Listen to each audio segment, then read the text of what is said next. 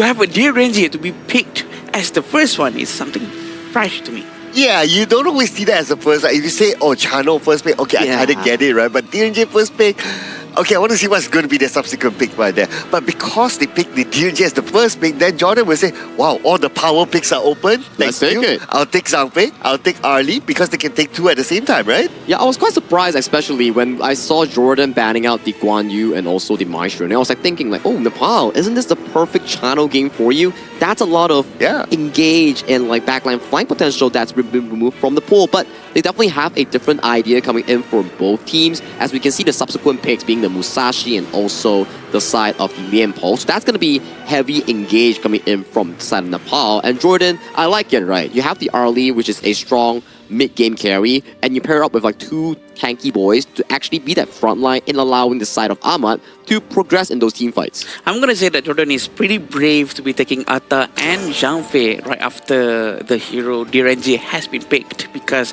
Direnji is a direct counter for Atta, actually, in my opinion, right? Because of the Spark Forge again, the Doomsday, so the HP is going to be melted quite quickly.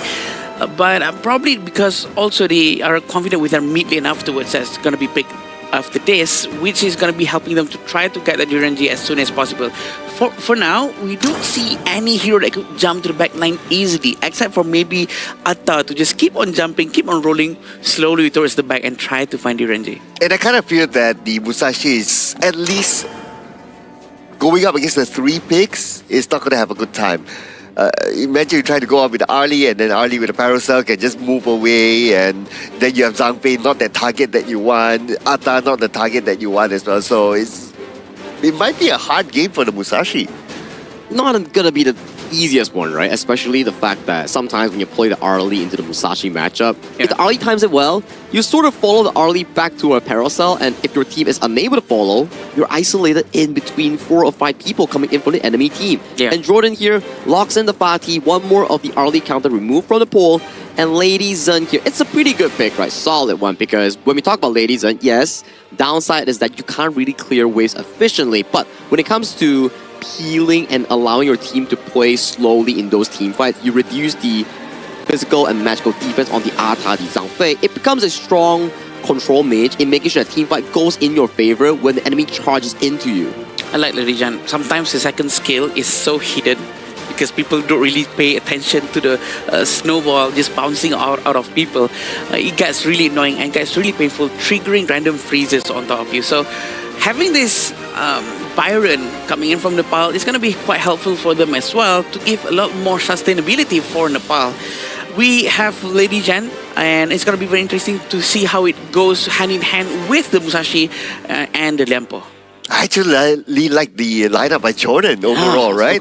I can see all the combos happening here. You have the Atta with the Ghost Ship, you have the Umbrella Outburst, and then you have like the Heino just throwing the spears, like just poking. And if you want to go on, if Musashi chooses to charge the Heino, it's like he'll Fate Rewind and go back, right? So I can see very effective team fights here by Jordan. And Yazan's Heino has been one of the key highlights coming in for the side of Jordan's lineup. He had fantastic performance before this coming in towards today's series here, so I'm excited to see what Jordan's draft is having a preparation for, because that's a very solid one. Not a lot of heroes can actually handle this Heino if you're looking towards the Nepal draft. Yes, thank you so much, Sagi. As we go into this first match between Nepal and Jordan, love to see on how it's going to be going. 3 people starting off from the side of Jordan. The jungle decides to go to the minion first without clearing anything too much, and he will go directly towards his blue buff, and hopefully he's going to be able to have that assist coming in from his teammate to do some gold sharing. You know what? I'm actually looking at Yaza with the teleport. Yeah. What do you think he has in mind? Does he want to play that, okay, I'll be the secondary split push later? Sometimes Heino really does have this capability to clear lanes quickly. I don't think he's going to be doing splits. I think he's going to be trying to defend a lot more with that teleport so that he can immediately pick the tower back up in case it goes down too quickly. Oh yeah, that makes absolute sense as well, right? So this gives Jordan a lot more option to play across the map as well. So interesting pick there. I really like what Jordan is setting up themselves for, but at the end of the day, it's all about execution, right? And whether they're able to execute it during team fights and whatever scenario that happens inside the map.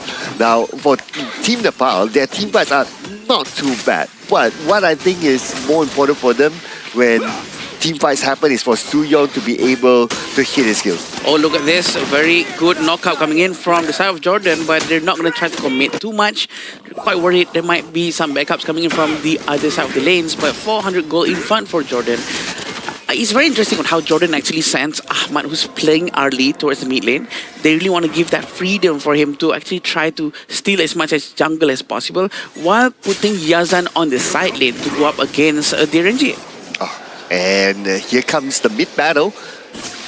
I'm pretty sure that Jordan wants the boss at the side, but the boss were taken away by Team Nepal, so now everybody resets back into the middle. Both sides pretty much respectful of each other. Even if you look at the goal difference, it's not far. Yeah, it's not far at all. 300 goal, and not much of jungle evasion has been done as well. It's very difficult to try to invade towards Atta. Atta is a very tanky hero. It's a very great early game hero, and I hope that Jordan try to close things out early on, because it's going to be quite difficult for them throughout the mid to late game, unless if Fateh, their winning condition, get his items and try to really beat down everyone in the back line during the war. Yeah, it's interesting that you brought out the Fateh, right? Because we've been talking about like how the other heroes can combo with each other. But the Fateh, yes, it is a winning condition hero. Can also split push if needed, can clear waves really, really fast. And I'm just thinking of like, okay, what if Fateh goes one lane, clears really fast, Yazan goes another lane and clears really fast with a Hano? Oh, Team Nepal, they're going to have a hard time just winning back those lanes. True, and somehow Nepal suddenly have a little bit of a goal lead, but they're more or less the same right now. 40 seconds before Tyrant starts to spawn, and Yazan is still way down in the bottom lane, really pressuring Sushil. Very difficult position to actually move out towards the front, having Yazan with the Scepters marking up on top. It's going to be very difficult for him to try to put any pressure, but let's see who gets this jungle. I just wonder who's going to make the big move first, right? I guess that will be... We'll find that out in about 18 more seconds when the Tyrant is up. Both sides can contest for it based on their goal difference at this moment. And here we come. Just moving in from the side. They check the brush. They see Soo-young. Soo-young now in an awkward position, but he should be able to dash away to safety. Not going to be an issue for him. Yeah, it seems like a very nice move coming in from Mahmoud. He knows that someone's there, and you know he can actually manage with the damage that's coming out from Nepal for now. And the Tyrant is going to be ready for them to take. It seems like Janfe, Salame also have his Unbridled Outburst that can be used anytime to try to zone them away, especially the Musashi. Okay, I'm looking at the Unbridled Outburst right now. It will be used on the two players of Team Nepal just to buy enough time for Team Jordan to lock in the Tyrant. A very good amount of zone control coming in from the roam of Jordan. A very nice timing as well. And we know that Mahmoud is trying to get the buff before he starts to rotate towards the bottom. Seems like Yazan needs a hand to try to defend this bottom tower. Yep, and they're going to give him more than a hand. They're going to give him a leg, a body, eyes, mouth, ears, and everything else. And they will try to shoo away the players of Team Nepal. So far, so good. Mahmoud goes all the way to the back, trying to steal one, and they managed to do so, limiting the resources of Team Nepal to far. Excellent awareness coming in from Nepal. They are aware that Jordan's coming from the side, so they decided to pull back to safety as early as possible, which avoided them to have any unnecessary eliminations coming in from the side of Nepal. The rotation coming in with the teleportation is quite effective for Sushank, going to the mid lane, leaving Muhammad to continue farming in the top. Yeah, and are they going to go and just help him push at the top? Not yet, because Muhammad, he's just very happy doing his own thing. While in the middle, Salame receives damage, but he might be taken out here with the duel to the death, and that's going to be his first strike towards Nepal. Oh, it's very difficult for him to try to make any move without his Unbridled Outburst, right? That's the problem with Janfe. When he's offline, he's very offline. The Unbridled Outburst is not there, but very aggressive coming in from the early. Ahmad is trying to save the tower as much as he can, but it seems like they managed to do so with just a slither of life coming into the tower. And you know what? They can try to defend it one more time. Probably. They need to switch with Yazan, I think, towards the mid lane. Yeah, but Yazan is now occupied at the bottom, as both players from Team Nepal pushing Yazan to behind. In the middle, it still stands, so that's still okay. But for how long, though? I'm keeping my eye at the bottom. Right now, Soo-young has the back of the safety. He managed to pull 4 players towards him. Both the Tremor Smash and Unbridled Outburst is available to be used. We're still waiting for Mahmoud to be rotating towards the bottom lane as soon as possible. The minions are marching in. Someone needs to go back to the mid lane to defend that tower. the mid lane tower is one of the most important things to have standing and alive for them to continue having that continuous vision, continuous passive vision for the side of Jordan. Absolutely right. Because that will somewhat block the entrance into the jungle side. So keeping that alive, especially if it's, even though it's only one tick left, is very, very important. And that's where Jordan put a lot of emphasis to it. Look at this, they're sending like 4 players down into the middle just to make sure that that middle tower still stands. Yeah, this is very important, right? Because it blocks the flanking maneuver capability coming in from Nepal. But look at this. Seems like Drummer Smash might be going to be forced out very soon, but also the Umbrella Obelisk is still available. A lot of damage coming in from Lady Jan with Bijay still keeping his destructive deluge. And a lot of HP has been deducted from Jordan. Yeah, you would kind of expect that, oh, maybe a fight's going to happen there, but it looks like the fight's going to happen at the top. And here comes Suyo just at the right time to get Yazan. Yazan was not able to get away in time. He does not have the Fate Rewind at that moment. He just actually tried to save himself, but Ahmad actually moved back with the parasol. I think they really need to try to play closer around Heino.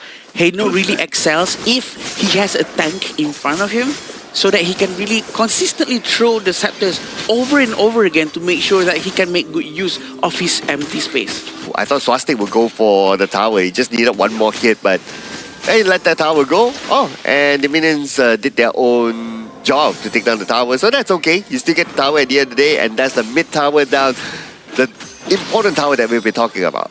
And also, we're waiting for the Fatih to actually become online, get his itemizations done, so that we can see a lot more moves with the Sacred Tree Blessing with Muhammad as the pilot of the hero. We want to see if it's going to be effective or not, but the flash has been wasted out of nowhere. I was expecting that to be used in a different situation, but it seems like Sacred Tree Blessing hasn't been used just yet. Tremor Smash is still available, but the Janfei has already used Umbrella Offers. Oh, okay. Tremor Smash can be deployed, but he's just waiting for his teammates. His teammates are not there yet, and now without the Umbrella Outburst, they can't go in anytime soon. And the Umbrella Outburst has expired. Yeah, has expired. He became small. He cannot tank too much damage now. But look at the area control from Suyog, making sure no one can flank from the side. And he's trying to really punish Heino. And he manages to go back. Yazan just right on time. Oh, that was so close there. Yazan almost fell. But Jordan did take advantage of the middle situation. They take down the tower. Now the rest of the party are coming in. They know that they don't need Umbrella Outburst. And they will get Ahmad. Ahmad behind will be taken out by Sushin. What an engage by Swastik with the duel to the death, opening up everything, and they're not done yet. Muhammad now is going to be their next target. Muhammad can't go anywhere, and Sushang will finish him off. A very beautiful Tremor Smash coming in from Suyog.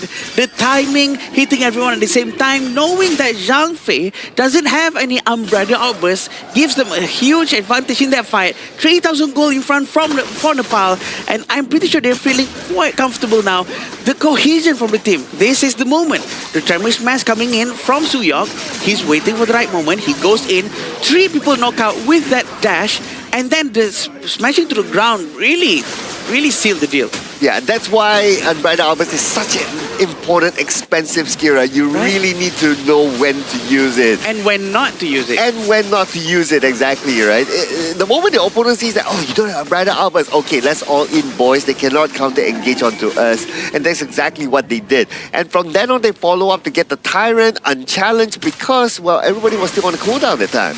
And the prerequisite requirement for Liampo to become enhanced is for him to just receive any source of damage. That's when he meters goes full. But for Zhang Fei, as soon as his ultimate is activated, for a couple of seconds is when he's going to maintain as in this enlarged beast mode. So he really needs to be careful with the usage of his ultimate and the timing to go in as long as his team is ready. Oh, speaking of the timing to go in, looks like they try to go in onto the backline, but they're not able to get the target. Here comes the Tremor Smash, but they will not commit because the tower is still active.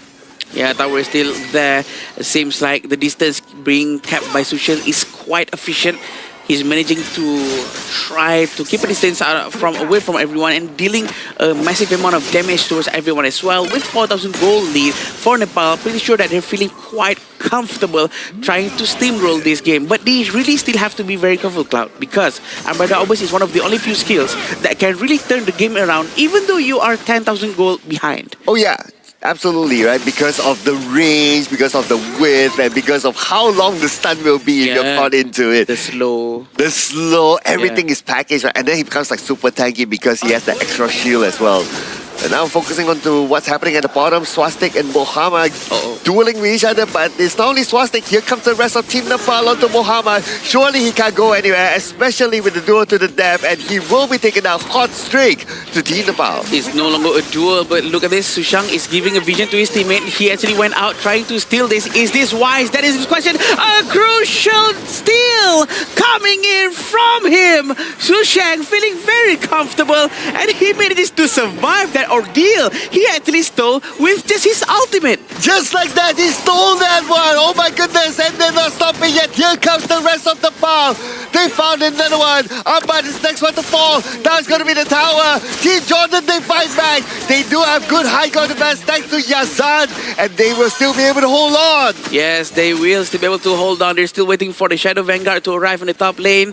And one of the heroes coming in from Jordan is actually down ready for Ahmad. So they have to defend with 4 people only. The Shadow Vanguard is arriving at the top lane. So what are they going to do? The Zhangfei actually does have his Umbrella Always. They have to do something now. Oh, okay. They have to clear it off quickly. Okay, Umbrella Almost, maybe, anytime, but they're still waiting for the right moment. Barrier 1 will be used now, Shushel. Right now, his health is very, very low. Ghost Ship will be used, Shushel. Gets a free hit from behind. Just like that, nobody's stopping Shushel. Mahmoud actually went down, and I was expecting Umbrella Always to be used way, way earlier. He could have saved his friend, but he did not manage to do so. I think this is the discipline that they needed.